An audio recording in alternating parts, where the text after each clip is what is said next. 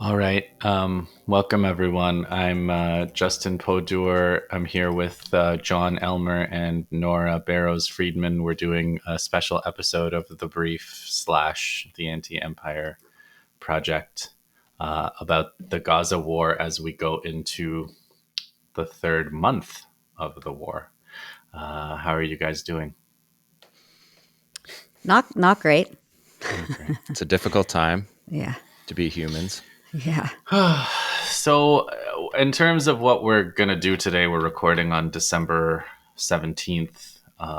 We should probably talk about the news since the pause ended. I guess a week and a half ago now. I can't. The days blend into each other, and specifically, we've all been recording in our respective platforms, and I assume people have been following us, but we haven't gotten together since the pause ended, and we also there's a lot of news even since Rafat murder, which we talked about last week a lot. So let's go through the news. Let's go through some of the new revelations that have been happening in the Israeli media about October 7th, as the story of October 7th just continuously expands and continues to be a huge propaganda point for everything that's going on now. Expands on the one hand and contracts on the other. Mm, The and contracts. yeah. suspiciously continue to fall.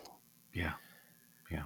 And then Yeah, and then we'll what's just talk about what we're expecting to see. Sorry, Nora. Yeah, oh no, I was just gonna say, like, just today they revised yet again the supposed death count from Are we in the October 7th. 900s now? Or I saw 695 oh, Of civilians. of civilians, yeah. And then 300 something soldiers and commanders, so Yeah, and they're not including any of the armed civilians, which are armed civilians are important. just simply civilians. Yeah. right, Yeah. right. If Which you're is not, of course, what would happen with No. Palestinians.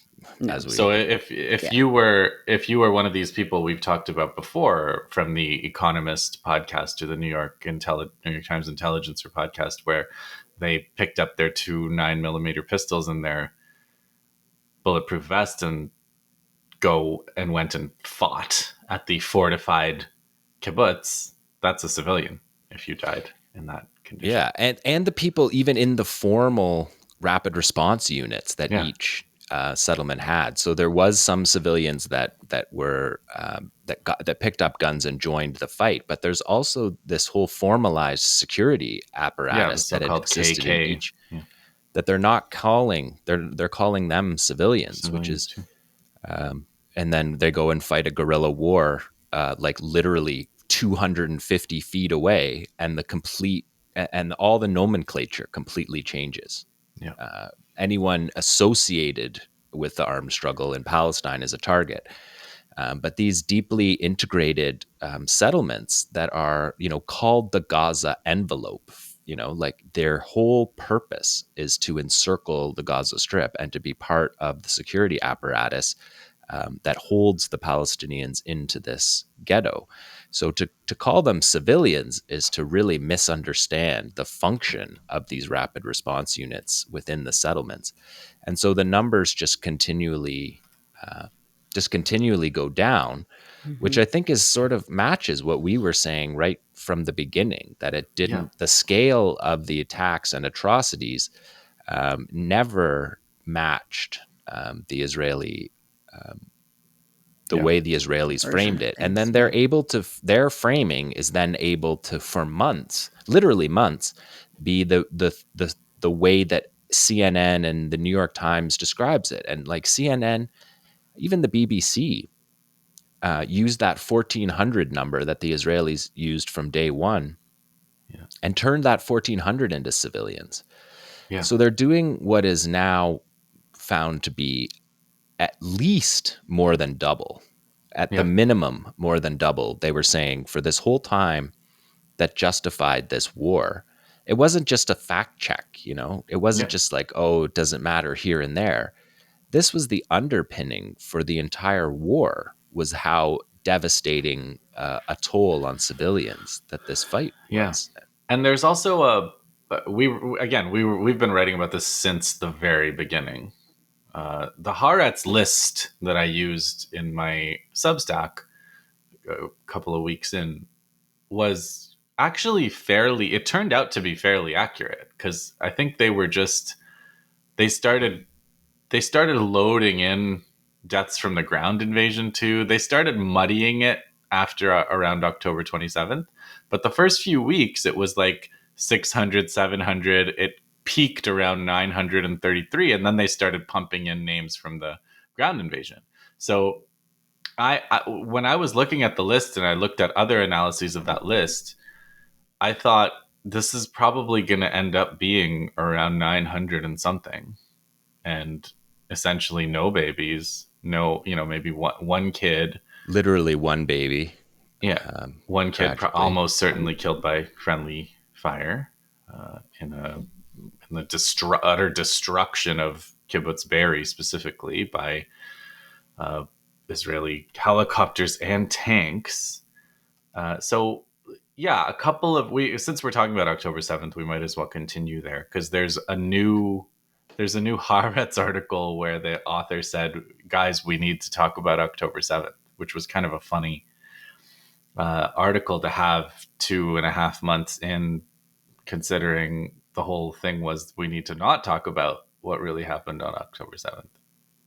And the other thing I wanted to say was, like, from the beginning, they re-upped this after the pause ended, which is they've been trying to create some kind of qualitative impression of October 7th, where it's like the quality of what happened, the quality of the atrocities, and implicitly, like, the kind of people racially that it happened to are so out of proportion that it overrides any quantitative consideration. So yes, it could be that these 300, there were 300 or 700 civilians and 300 military personnel that died, but the things that Hamas did are so horrible that we can't even speak of them. We can only show them to certain specific journalists, who then talk about how traumatizing it was to see it, but never present any evidence. And the idea is just that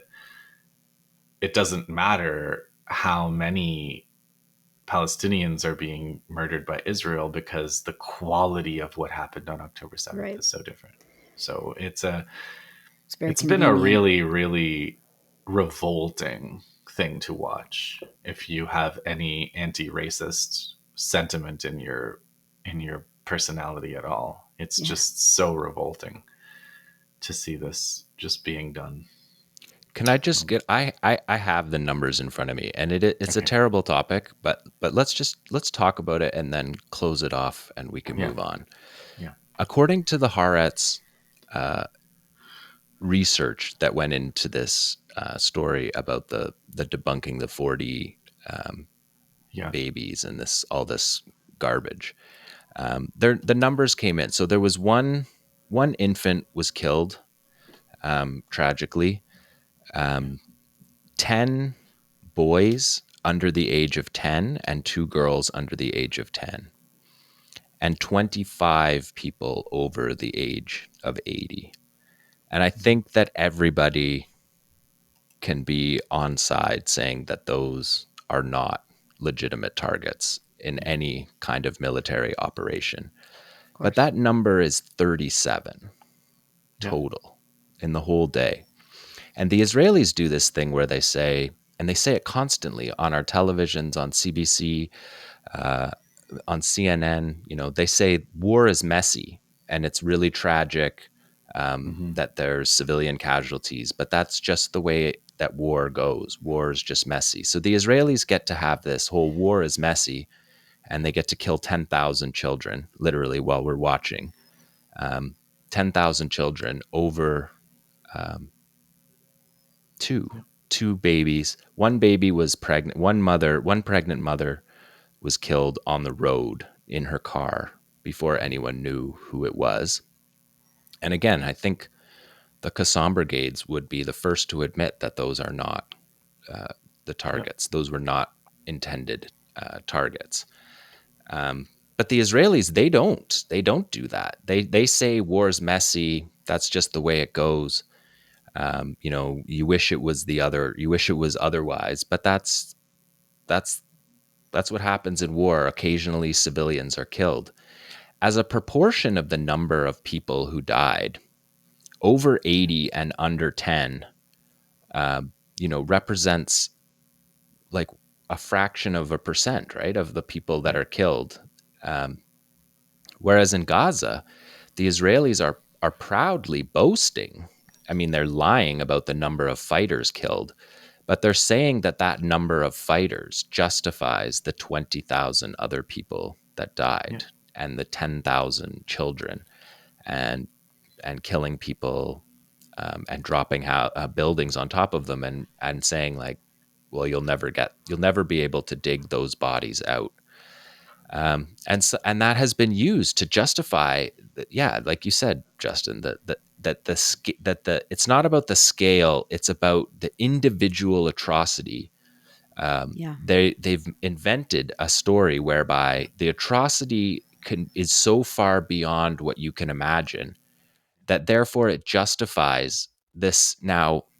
What day is it? 73 Yeah. Yeah. of massacring children.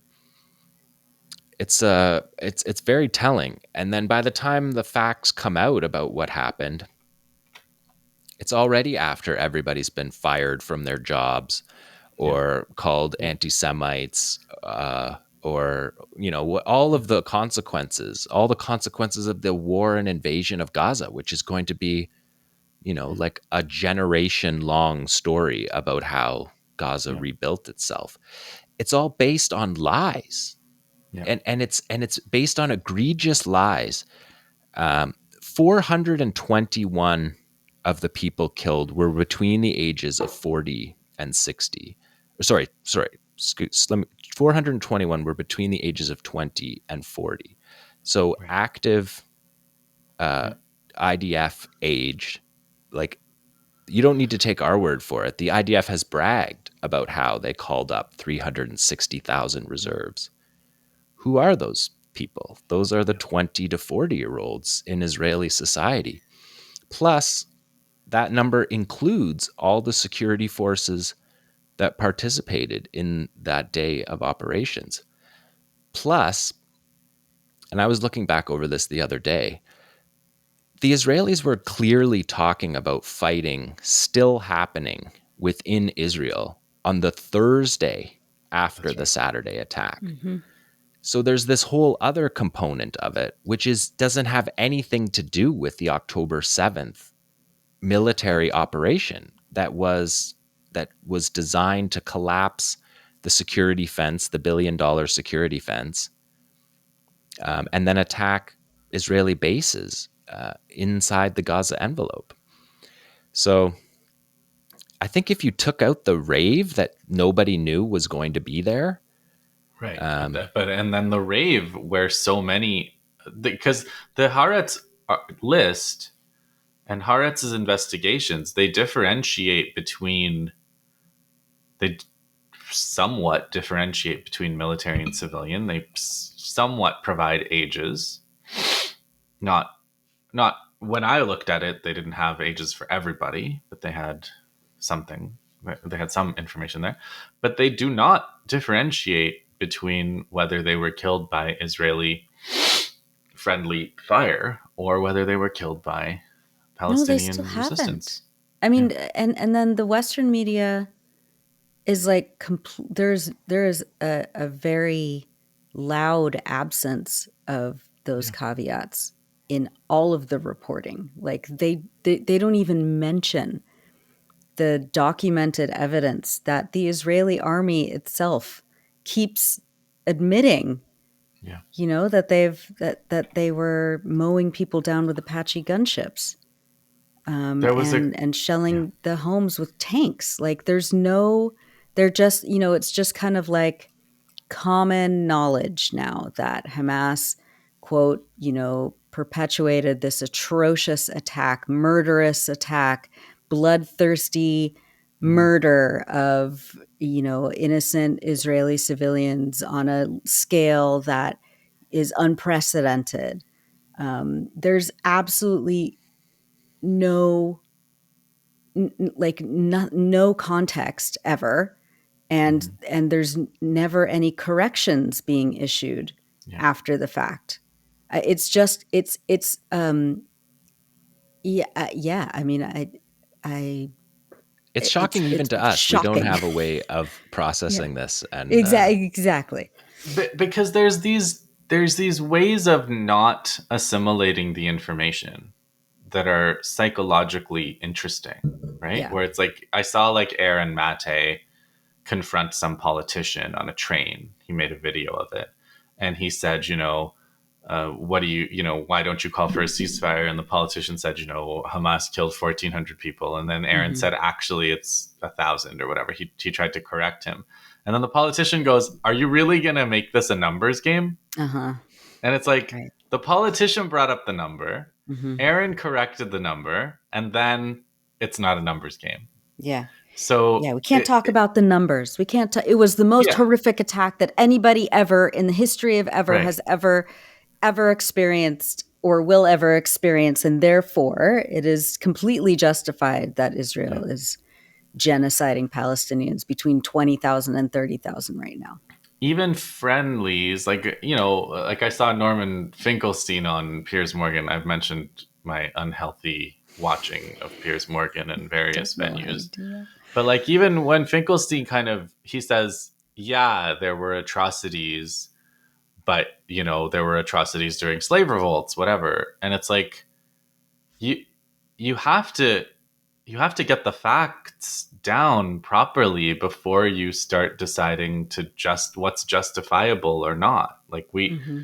we have to, yeah, like he such a fact based, he's always saying like we have to start from the facts, but it's like you can't accept the Israeli military figures where that they lie. The other story about October 7th that I thought was important was Max Blumenthal at the Gray Zone, where he kind of did an investigation of that first responder organization, Zaka, Oh where yeah. he was going into Zaka, and the leader of Zaka is some kind of awful, sexual, accused of all kinds of sexual improprieties himself.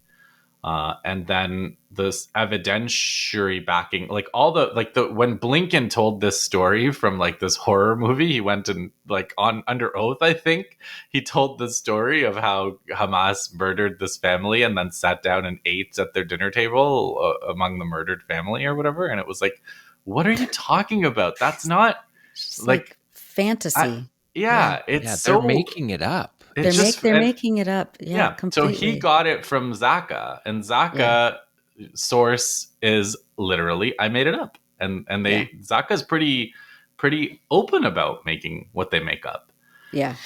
And then in terms of friendly fire, etc., there was a couple of news stories. One a couple days ago about the use of attack helicopters, not just at the rave, but also at Kibbutz Be'eri, and a fairly high level Israeli officer saying that this was a mass Hannibal kind of an event, Hmm. where Hannibal being the doctrine where the Israeli military will kill its own members rather than let them get caught. But now it's been extended to killing civilians rather than letting them Yes. get caught. And possibly after the story a couple days ago of three of the hostages apparently being murdered by the Israeli army trying to surrender. Israelis, they're saying they had white flags, no shirts on, and they were trying to surrender. And the Israeli army killed them too. Yeah. And it's like, I can't help but think they maybe knew they were, because they were yelling in Hebrew and so on. And so is the Hannibal doctrine now just we just go and kill Israelis everywhere? Yeah. Or In which forget case, about them. Or That's the other yeah, I thing, mean, because they've is been it doing this thing where they give yeah. people whose bodies that they know are in Gaza, they've been giving them these like rabbinical whatever it is that allows them to be buried without their bodies, which basically just allows them to be forgotten about. Yeah. And then if Yeah. you imagine, so that story that you were saying for our audience, if there weren't didn't hear about it, it was a big story over the last couple of days that the Israelis admitted to, which was one of the things that got people into the story at the beginning, because the Israelis admitted it. What Yeah. seemed like before was necessary, and it was unclear why Yeah. they did that, if there was more information. But essentially, what the Israelis say is that these three guys, that there was a house that had somehow had painted on it that there was three hostages inside in Hebrew, and that somehow I guess the captors of these guys were killed in Shujaiya, and the captives, the Israelis, um, got out and basically had been held for 72 days or 71 days. And then their moment of getting free, they were they assumed that their entire rightly assumed that the entire neighborhood was crawling with Israeli soldiers because they've been fighting in Shujaiya now for 2 straight weeks, very intensely. And so Mhm. these guys that were held for all this time come out and they take off their shirts because they're soldiers themselves, and they No know that bombs, that's no what they're gonna. suicide bombs, Yeah, so they whatever. come Yep. out already stripped because they know that's the way to do it, with their hands in the air. The Israeli sniper identifies them, calls out over the radio, terrorists, terrorists, and they open fire on these three guys. They kill two of them right away, and one of them crawls back injured back into the house. And the Israelis go to the house and kill him Finish in the him house off. while he's begging, please don't. I'm like saying in Hebrew, like, don't shoot. They go and confirm the kill of these guys. And then, according to the Israeli version of the story, the thing that caught their attention was that one of the dead guys looked Western. That was their quote, that he looked Western. So they decided, maybe we should go and fetch those bodies and bring them back to Israel, which Israel doesn't do. That's one thing that the Americans do that the Israelis don't do. The Israelis don't do battle damage assessments, is what the military calls it.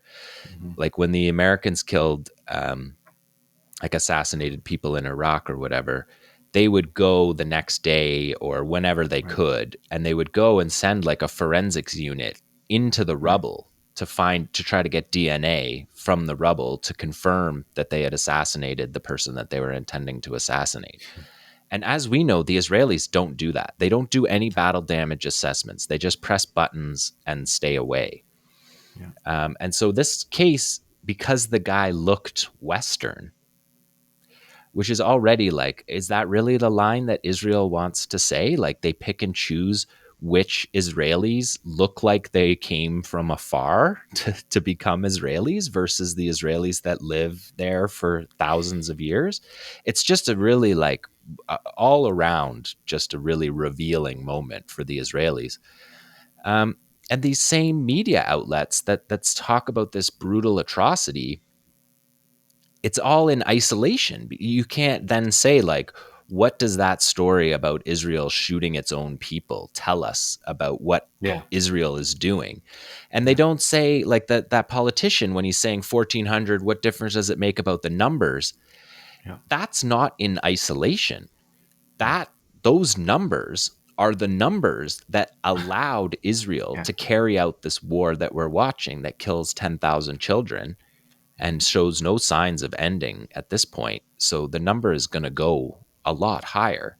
Yeah. And so the idea that they get to look at their atrocity in isolation, and that no evidence that comes after that about the event itself or about the moral legitimacy of what Israel is now doing are ever allowed to be part of the debate. Well, you also talked, we've all been talking, but you specifically, John, have been talking about the various plans for attacking the tunnels, poison gas in the tunnels, pumping salt water in the tunnels. You know that the Israeli hostages are in the tunnels. You're going to gas Jews to death in the tunnels. You're going to drown them slowly with seawater. These are the plans that you're making to rescue for the Jews that are in in captivity. And you're It's demonstrating this to your entire country, who yeah, in a few weeks or months are going to be told to go move back to the Gaza envelope and go move back to the northern border. And the Biden. family of the captives are freaking out about this stuff. They're protesting every day. They had a meeting with Netanyahu where they're like, "Hey, yeah, how about you don't drown my husband who's Yeah, been under the ground for 70 days being one of treated them well? Every one of person them that comes said out." it Yeah. sounds like a horror movie, Yeah. and Biden said at Hanukkah, without Israel, there would be no Jew safe anywhere in the world. He said that as an American president where five Where million the most Jews Jews live, live. Yeah. 5 million Safety. American Jews live, and he says without Israel there would be no safe Jew anywhere in the world, while Israel is planning to drown a Mm-hmm. hundred Jewish captives in Gaza. Yeah, and according to the American and Israeli perspective, 150 Jews who had nothing to do with it. They were just defending Israel, or they were just in their communities. These are the people that, according Yeah, to Israel's framing, that you yeah. would think you would want to save first, Like not the whole disregard. reason for existing for the state is to keep these people safe. Right. And now you're planning to kill them in the most horrific ways. Like historically Yeah, unprecedented ways. Yeah. horrific ways. Yeah. As the token Jewish person on these podcasts, I will say that it is abhorrent that Biden would use Jewish people in this way. As abhorrent as it is that the Israeli government and its military are using, the idea of Judaism Yeah. to carry out these massacres and pretend that they are doing this in order to keep Jewish people safe. I mean, it's such a disgusting farce, and it really is like laying bare exactly what Zionism has always been and what it will always be until its demise, which I hope is very soon. By the It does way, feel like this is never Yeah, going back, is it's it? you We're can't never going you can't back to no October 6th, are we? no no There's not people that no. are going to, after all this, kowtow to some Yeah, vague threat exactly. when it's obvious that your humanity is the Yeah, one on display. Like, it's obvious us who are upset about this framing are the people with the humanity in this story. It's not the people who are saying that the one crime that happened to my people somehow justifies, everything. even if it is yeah, true, even if all of the worst stories that they told were true, the idea that they believe that by telling people some horrible thing happened allows you to then kill anybody who's just Yeah. happened to be born in the Gaza Strip seems like a kind of moral Collapse. Yeah. collapse completely, Complete that moral you completely. can't go collapse. back from. No, no, and this, and it really kind of underlines what the goal has always been for Gaza and Mm-hmm. what it will be for the West Bank after, Mm-hmm. if which won't Yeah. happen, but Israel believes that if it can erase Gaza from the face of the earth, turn it into like a new, beach resort, um, which they're doing. I mean, there's all these like Israeli developers now, like literally drawing up architecture plans for settlements on the beach of Yeah. Shuja, Right. of like Gaza Gotta win City. the war first, though. You gotta Exactly. win the war first. But this is like what they believe. And what they've always wanted is to go erase Gaza, get rid of the Palestinians then in the West Bank, and then come for the Palestinians that are inside 48. Let's And just it's ridiculous. let's game this out a little, shall we? Because let's remember that Psychotic.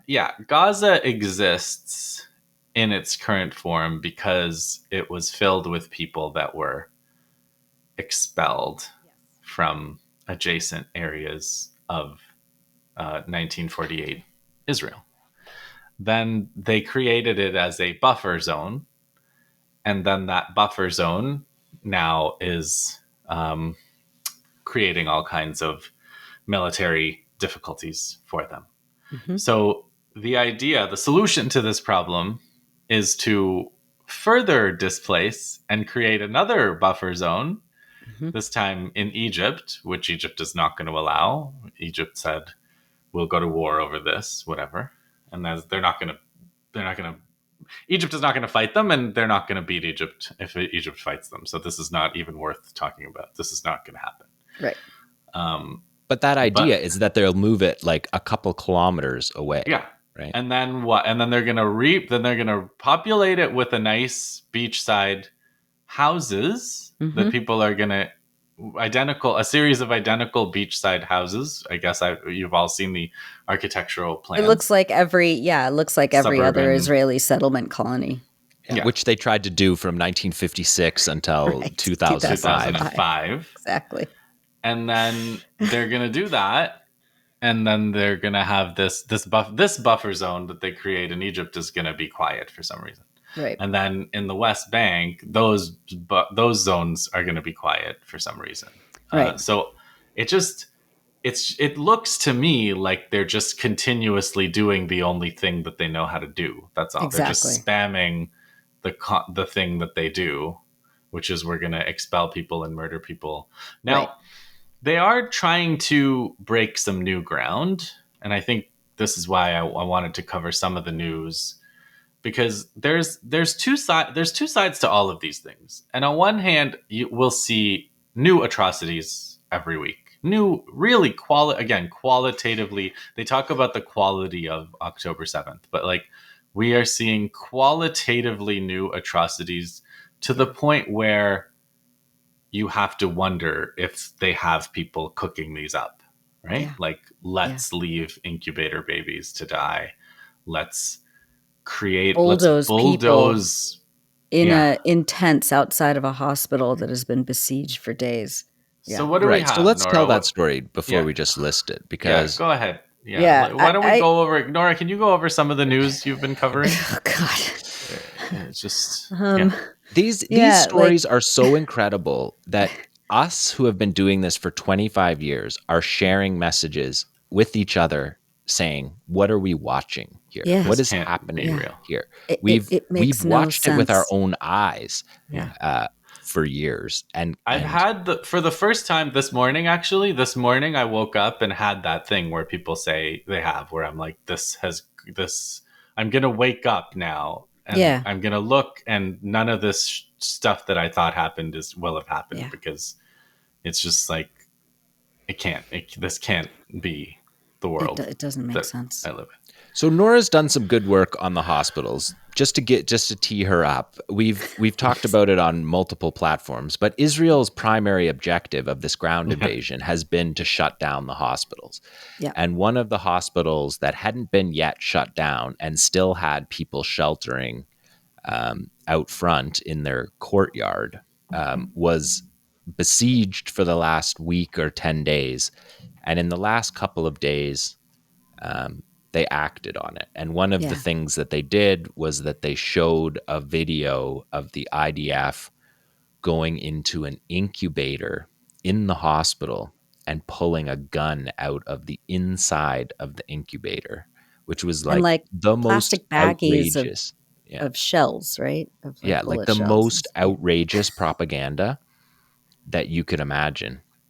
But outside the door, they literally used their armored bulldozers to drive over the maimed people who couldn't fit in the hospital and who are out in the like courtyard of the hospital. Yeah. And we saw footage today or yesterday, depending on where your clock is, that showed bodies buried underneath the rubble that they had pushed, seeming to indicate that they had run through the courtyard and killed the people that were in those tents out front, who are people who can't move. Like the people who haven't left the hospitals are people who are disabled, who are maimed, who are too old, and they've killed them in the courtyard of Yeah. the hospital. I think I just reported what I said Yeah, no, Nora was no going to notes. report, but I don't know where to even stop on that. And I just like, it's I hard to know. even know, like to even say the words. The concept of what we're seeing is something that I never thought was possible. And again, yeah, we've been reporting on this for over 2 decades, and like I can't, like, this is new. This is new territory for many of us, because these kinds of atrocities, the actual like psychotic terror that the Israeli military uh, is is showing us that they are capable of, and not just like a one-off thing, but like multiple times a day. Yeah. It This is seems like there's a new, yeah, Kamal Udwan Adwan Hospital. hospital. So But this is one of, yeah, you also reported on the execution kind of executions of families, including babies, in a UN school, right? Which Al Jazeera and nobody else reported. yeah, that's right.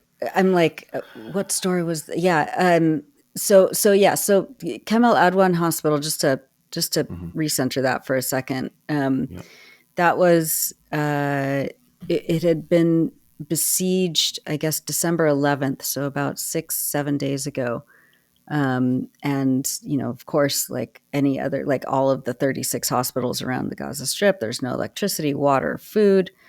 um, the the Israeli army then interrogated and tortured some of the medical staff that they had detained from Kamal Adwan. So they basically like marched in, arrested, detained physicians and like medical personnel, and then they released some of the medical personnel who went back to the hospital. When they were returning to the hospital, Israeli forces shot at these medical workers, um, and then 70 other medical staff are still, or had still been, detained as of the time that I wrote this a few days ago. And the Israelis have been routinely abducting and kidnapping and torturing physicians, directors of hospitals. The director of Al Shifa Hospital has been abducted and is undoubtedly being interrogated and tortured for the last, I believe, three weeks now. Mm.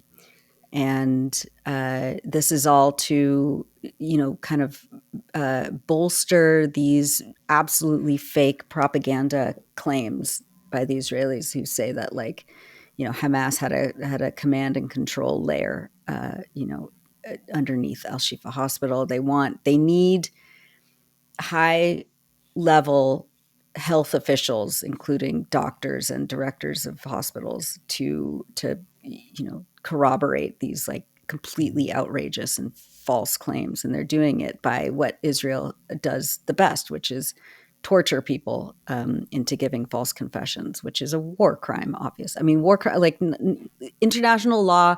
Just It's yeah, completely every day. meaningless. Like we have Yeah. to. We can't even there's no like yardstick now to measure because the yardstick is broken.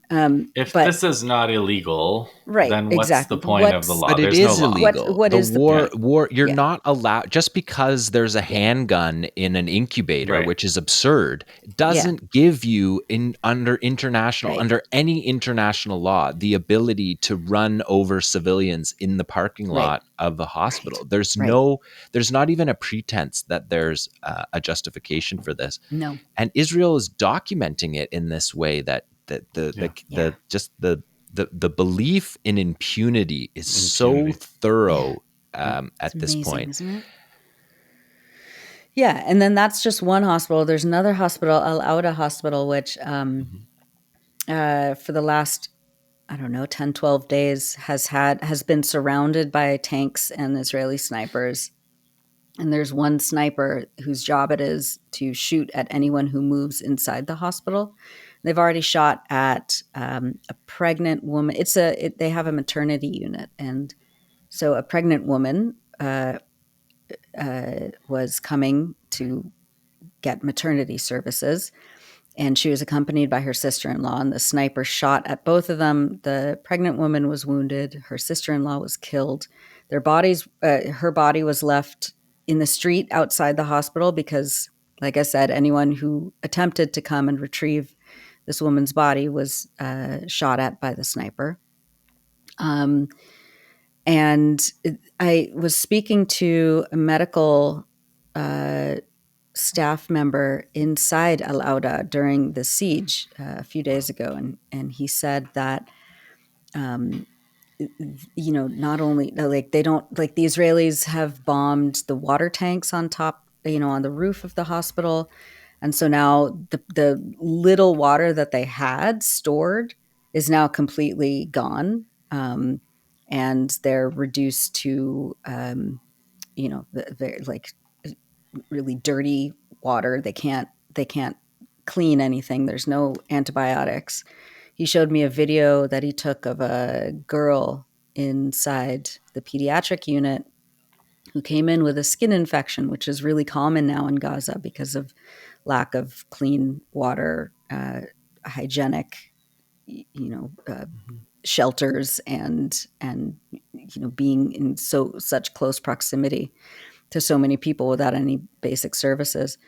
And they couldn't fix the skin infection. They couldn't treat it because they don't have any antibiotics. So they had to amputate this little girl's leg. And he showed me the video of this little girl in a like on the couch, like not even in a hospital bed anymore because all the beds are filled. So this poor girl was like on a couch in what was like the waiting room of one of the clinics inside the hospital.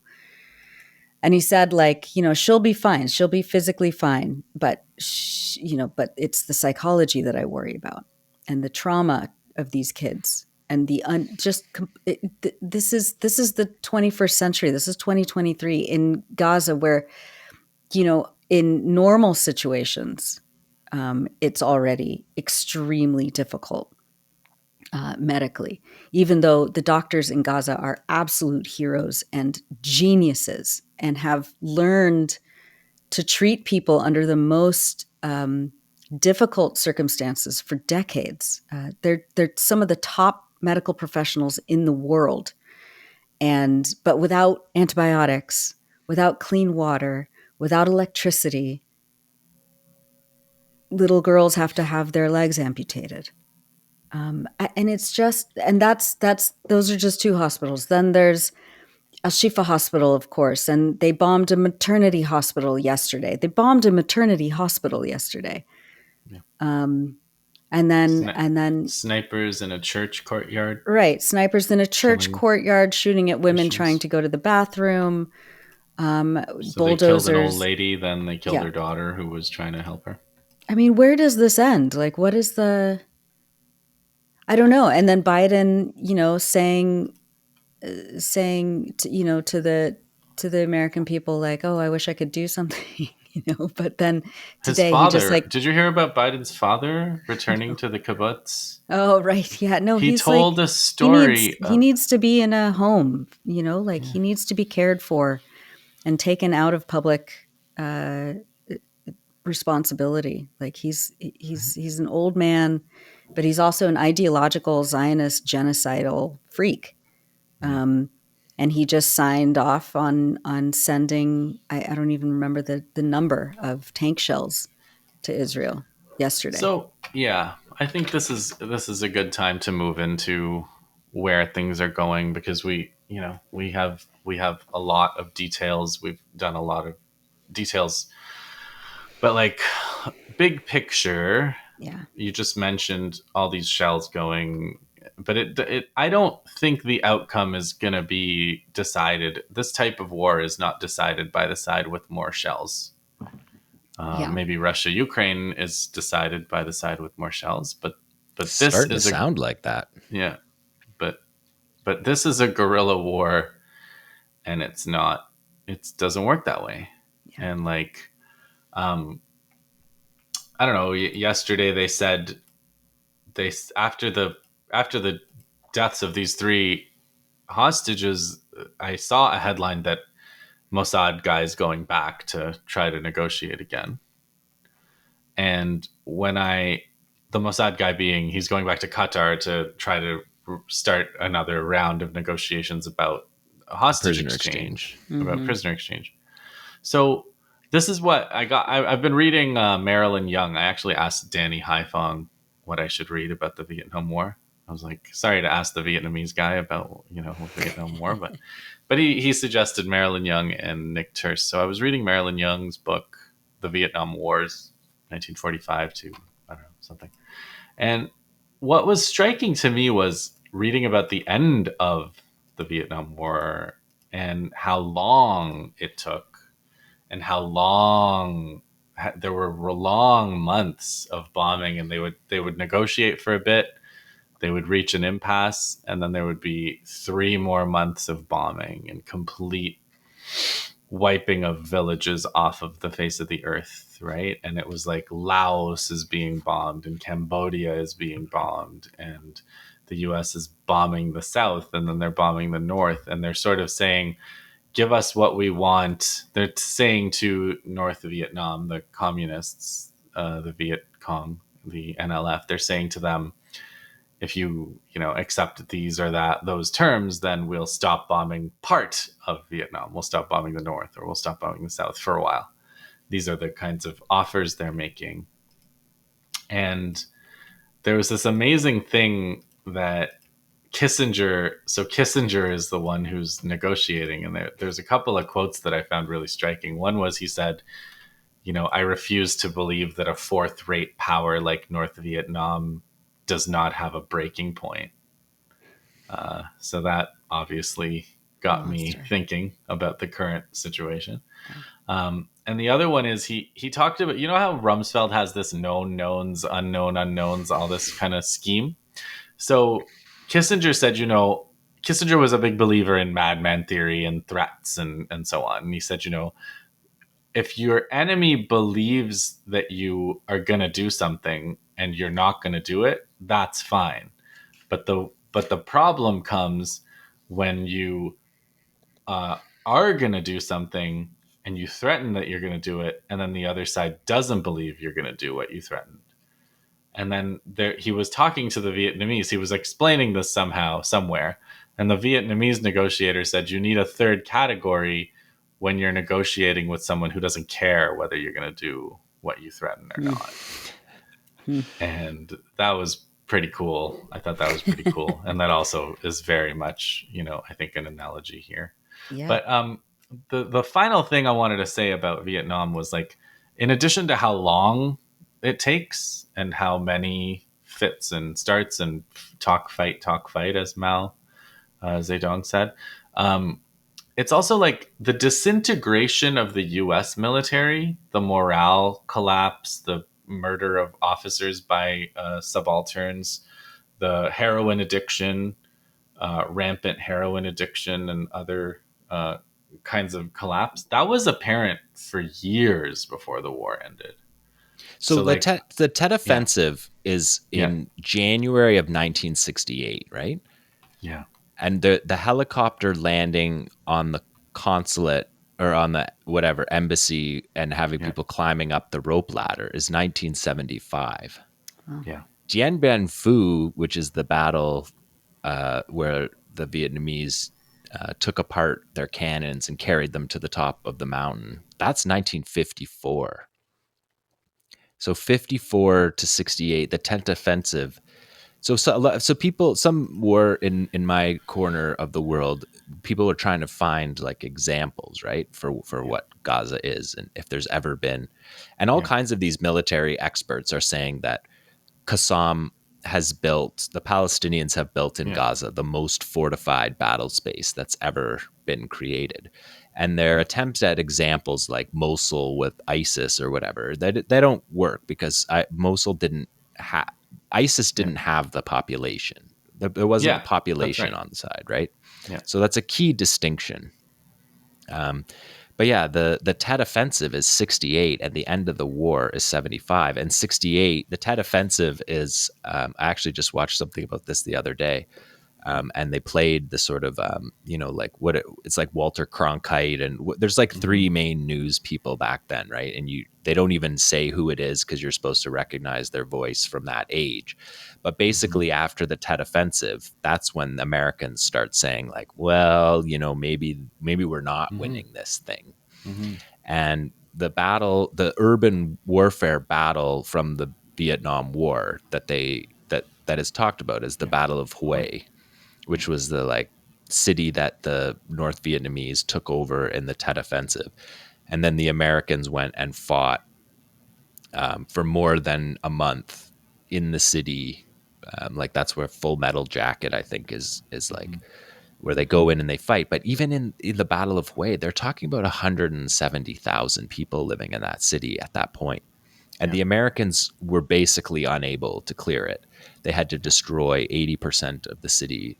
Um, in Gaza, you're talking about something that's just so much larger than that on scale, Yeah. both in terms of the buildings that are above ground, but also this massive I mean, the Vietnamese had an incredible underground networks, right? Like the Vietnamese, because of their experiences with fighting the French, they already knew, and I'm sure after this, the Palestinians are probably going to do it too, is move their hospitals underground, Yeah. because that's what the Vietnamese did. Because I guess they knew that these hospitals were going to be a target. And you can, just to say about the hospitals, you can have the hospitals be an objective of your operation. A lot of Americans talk about how, like in the Battle of Fallujah, the hospitals were a primary objective. But there's a difference between securing a Yeah. hospital and killing everybody in the hospital. Um, to secure it as a space while you're moving through the city is Sure. one thing, but that's not what Israel's doing. No. So No, the they're Vietnam going after. examples, I mean, they're the only targets that Yeah. that Israel can, besides apartment buildings and schools and shelters, but like Israel is prioritizing the Yeah. hospitals in this like completely demented way, Yeah. and going in there and doing the most just psychotic propaganda Yeah. exercises, putting bullets in the incubators and then saying, see, we told you. You demonstrated just for I nothing. just, people out Yeah. there, the thing about the Gaza Strip is not the West Bank. In the Gaza Strip, there's tens of thousands of weapons, Yeah. in part because the Israelis let them have them for their yeah, security forces. So Mm-hmm. there's no need for you to have a handgun in an incubator. There's thousands Right. of AK-47s all over the place. There's no shortage of weapons in Gaza. It's not the same as the West Bank where Israel goes in a raid just to get one gun. It's not right. like that. So if you wanted to actually have propaganda, like put guns on the table, you could do that. So what they're doing is something completely separate than that. And Yeah. they and it's like they believe that it doesn't matter, right? Like they have to believe it Yeah. doesn't matter. Like Yeah. I haven't looked at the news in our world today, but I don't want to speculate in case it is a big story. I hope it is a big story, It's not but a big story. I don't know It's if not a it's even story at going to all. make the news. It No, won't. it hasn't made the No. news at all. It hasn't made the Kamal news. had one. No. Yeah, they like all day yesterday. I was running errands and like I was just flipping back between radio stations, whatever. Like I couldn't listen to any more podcasts. I didn't even have like energy to listen to music. I just like flipped back and forth. And there's a couple of PBS, NPR adjacent stations in the Bay Area, and both of them at different times were doing their like little news headline updates on the hour. And yeah, like it was just dominated by the 3 Israeli hostage thing, and how sad that the families were. And this was the day that that Israeli bulldozers murdered people by running over them at Kamel Adwan. Like there wasn't even a mention of Palestinians. There was no there like Palestinians don't exist. Their sorrow doesn't exist. It doesn't matter. It just dominated by Israeli tears. That's it. So, a couple of thoughts before we wrap. One is the strategy thing. I remember 20 years ago when I was in the West Bank and Gaza, and we were talking to people about an Israeli friend actually, Netta Golan, and we were just talking about like the military aspects of this conflict, and I remember telling her like I don't think I was very fatalistic about it because I was and the concept that I couldn't wrap my head around. You guys, this is going to be funny, but I was just like, they have nowhere to retreat to. They're completely surrounded. In strategy discussions, it's called like strategic depth, right? This is a concept like Pakistan says that they have to control Afghanistan because it's their strategic depth in case India invades, they could retreat into Afghanistan or something. And it's like, and Netta was like, well, Lebanon didn't have that either, and they managed to, free themselves of Israeli occupation in 2000. It was 2 years before, at that time in 2000. And I thought, well, I don't think that's quite right because they do have Syria and they do have that strategic depth, and it's like I would never have been able to predict that the Palestinian resistance would literally dig strategic depth into the ground. Their strategic depth is quite literally depth. It's underground, and it like that just hit me like, oh my god, they have strategic depth. They have literal strategic depth now, and that also the other point is the complete separation between civilian and what's going on with the civilian suffering and the military logic unfolding. And they really are just parallel universes almost, because the civilian suffering is completely intolerable, and nonetheless the resistance is continuously scoring victory after victory, and they're videotaping them for the whole world to see and making incredibly well edited videos that they're releasing every couple of days, right? Of that day and the day before, right? Like of that that's very one thing day. that we've seen from the recent videos that we were not as sure about in the earlier Yeah. videos is how When? what the Yeah. timeline of these videos was. But now we're seeing the videos responding to things that happened 2 days before. Yeah. We're Abu Ubaida's speeches are referencing events that happened the previous day, sometimes even the day that he's giving the speech. So they clearly are able to do all of that. And the And if people are, confidence, the confidence that they have militarily, the scale of the attacks that they're doing, the ambushes that they're conducting is, it's only growing. And it's pretty amazing, partly because of the disconnect too, because it's like, I don't really think that Israel is even trying to defeat them. Like Israel's look like that. completely laser focused on attacking the civilians. Yeah. Right. And not even like destroying infrastructure exactly. Like just trying to create the highest profile depravities, as if that's either going to scare or or terrorize or just make everyone know that they can do what they want. Like it's so disconnected from the military realities, and it's sort of like this process of both sides trying to send a message. Like the Palestinian resistance is like, no, reality is still matters, and the Israelis are sort of like, no, we can impose whatever story we want on Right. this situation, and everybody's going to believe it.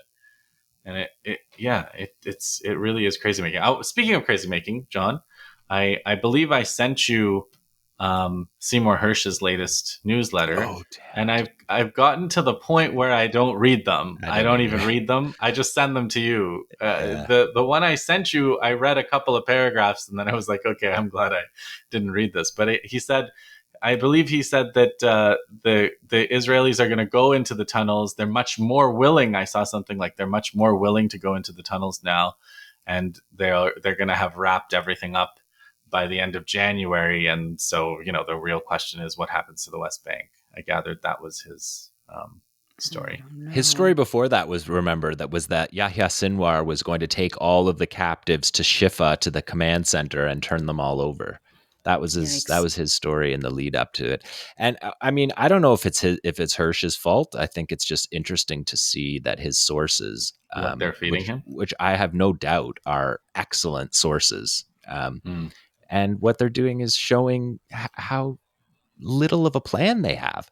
Hmm. All of his Yeah, stories have been wrong for every his single whole, one. like, all of these stories that basically literally, in some cases it looks like he's using the voice transcription program and not even Mm. editing the Mm. things that people, so he's just like My God. literally like transcribing the words that these Mhm. intelligence agents have thought, and the Americans thought all these things that are not not happened, and What then happened? week after week it is crazy making. It's crazy that that they don't believe that there's such a thing as history, or Yeah. like that there's that people aren't going to go back and look at this, or that people aren't going to, in the future use this as the explanation for why, for example, they carry out another attack. Like, when we look to the future, I mean, do we really believe that October 7th won't happen again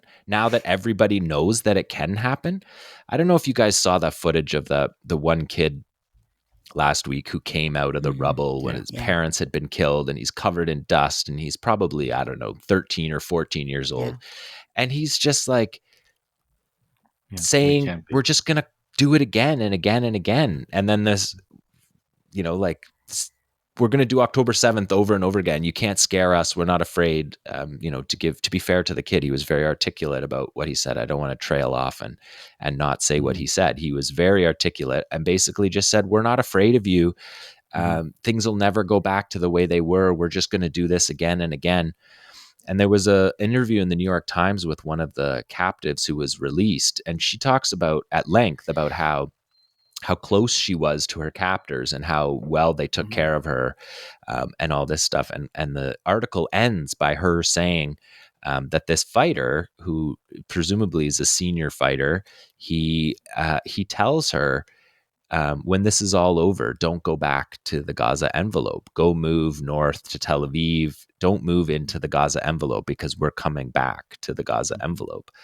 It's just hard Mhm. to imagine that, that 13-year-old and that individual fighter are somehow like unique impressions. Yeah. I believe Right. that And these everyone believes that. atrocities, Yeah. the atrocities are psychological warfare, right? They're trying to say the price is too high of trying to defy us, and look at how horrific. But all you're creating is disgust. You're not really Right. creating fear. You're No, creating and just there's no sympathy unbelievable anymore. disgust. Yeah. Whatever sympathy Israel had acquired after October 7th is Yeah. gone, except Yeah. for, the people inside Israel who want Gaza to be erased. And Yeah. and the 98% of the Israeli public who were polled who said that Gaza is either being bombed the right amount or not enough. Yeah. I mean, that's But who that's for. They're demented. They're yeah. demented, and they'll stay demented until they're not able to anymore, rule over this indigenous land Yeah. be the slaughterers of children anymore. I mean, and then they'll have to reckon with themselves, and that's not our responsibility. Yeah. That's theirs. I mean, when we talk about land back, the easiest Yeah. land back on the face of the earth would be to expand Gaza into the Gaza envelope, to expand into that farmland in a peace agreement. The Israelis could allow a proper exchange, a fair exchange, get their people who they need to fight for their state for the next however many years, get them back, show their state that they can get them back, and make some kind of like a temporary, like interim peace agreement whereby all the people from Gaza who were from the Gaza envelope, Yeah. most of them Those were from destroyed the Yeah. south, villages that, from these, yeah. and no one's going to go back into these villages. Why not triple the size of Gaza, which is how much land Qassam took on the morning of October 7th, and make that land Gaza? Those agriculturalists living in Gaza that don't need Thai and Nepali workers to work Yeah, the the land for Israelis aren't the them. farmers. The Yeah, Thais that are the don't. farmers, and they No, don't they're want to come back. cosplaying as farmers, right? Yeah, and the Israelis who like to live in the city, in the big city, and, And even the people who lived in the Gaza envelope, like a lot, like that one Haaretz reporter, he described it very clearly that they only moved to the Gaza envelope like less than 10 years ago. And he Yeah. says my family went there as an adventure. trying to That's live right. the Zionist dream of being Right. pioneers. Yeah, and Yeah, the other guy, one of the guys, the Hirsch Goldberg, the guy who got his arm blown off, and his family has been the most outspoken of all the people that are captives in Gaza. That family lived in New York in 2009, right. like 10 years after all of us had been covering this Yeah, conflict. They moved there after 10 years of us covering this conflict. So their connection to that land is basically less than Yeah. like yeah, Justin and I's from yeah, Toronto. yeah.